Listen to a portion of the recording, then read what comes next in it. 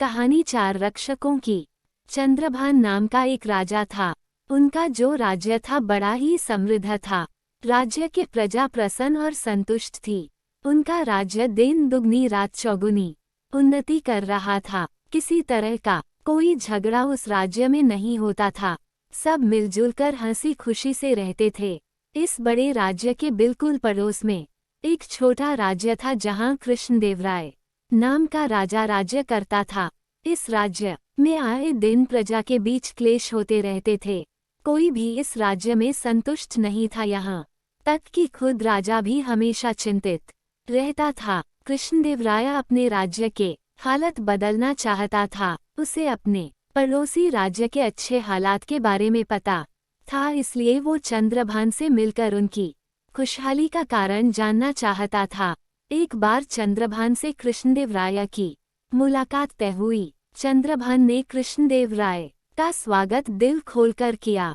भोजन करने के बाद चंद्रभान कृष्णदेवराय को अपने राज्य के सेट पर लेकर गया। वहां भी गए कृष्णदेवराय ने देखा कि हर जगह लोग बड़े सुखी और संतुष्ट है। कृष्णदेवराय चंद्रभान की प्रशंसा करते हुए कहा, ये तो मानना पड़ेगा क्या आपने अपनी प्रजा को बड़े सुख में रखा है और उनके बीच शायद कभी झगड़े होते भी हो गया नहीं। मेरा राज्य छोटा है, फिर भी आए दिन मेरी प्रजा में झगड़ा होता रहता है। मुझे समझ नहीं आता कि मैं क्या करूं जिससे मेरी प्रजा भी आपके राज्य की प्रजा की तरह सुखी और खुशहाल हो जाए। चंद्रभान मुस्कुराया और बोला, ये तो सच है, मेरी प्रजा खुशहाल तो है और यह सिर्फ मेरे 4 रक्षकों की वजह से हो पाया है।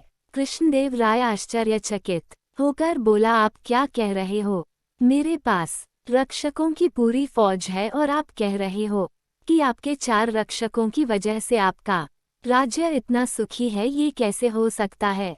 चंद्रभान बोला, हाँ 4 रक्षक, लेकिन ये 4 रक्षक कोई सामान्य नहीं है, ये बड़े अद्भुत रक्षक है। चलो मैं तुम्हें इन 4 रक्षकों के बारे में बताता हूँ। मेरा पहला रक्षक है सत्य। रक्षक मुझे झूठ बोलने से रोकता है, इसलिए मेरे प्रजा में विश्वास बना रहता है कि राजा जो हमेशा सत्य बोलता है वह किसी का बुरा या असत्य नहीं करेगा। मेरा दूसरा रक्षक है प्रेम। ये रक्षक मुझे अपने प्रजा से घृणा करने से रोकता है, जिससे मैं मेरी प्रजा का दिल जीत पाता हूँ।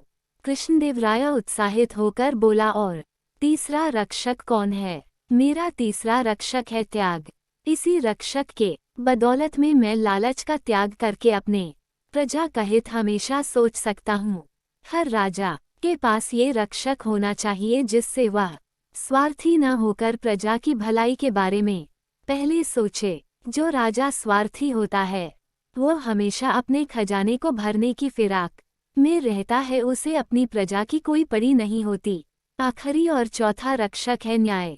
जब प्रजा को एक राजा पर ये भरोसा हो जाए कि राजा किसी के साथ अन्याय नहीं होने देते, तब प्रजा खुद भी न्यायसंगत व्यवहार करने लगती है। इस तरह मेरे ये 4 रक्षक मेरे पूरे राज्य को खुशहाल बनाए रखते हैं। कृष्णदेवराय को अब अच्छे से समझ में आ गया कि उसे अपने राज्य की परिस्थिति बदलने के लिए क्या करना होगा। उसने चंद्रभान को आभार प्रकट किया और प्रसन्न मन से अपने राज्य लौट गया। कहानी की सीख। दोस्तों, ये 4 रक्षक सिर्फ किसी राज्य को ही खुशहाल बना सकते हैं, ऐसा नहीं है, बल्कि ये किसी परिवार, संगठन, गांव, कंपनी को भी खुशहाल बना सकते हैं। इसलिए अपने जीवन में सत्य, प्रेम, त्याग और न्याय को साथ लेकर आगे बढ़े। ये कहानी कैसी लगी कमेंट करके जरूर बताएं और चैनल को सब्सक्राइब करना ना भूले। Thanks for watching.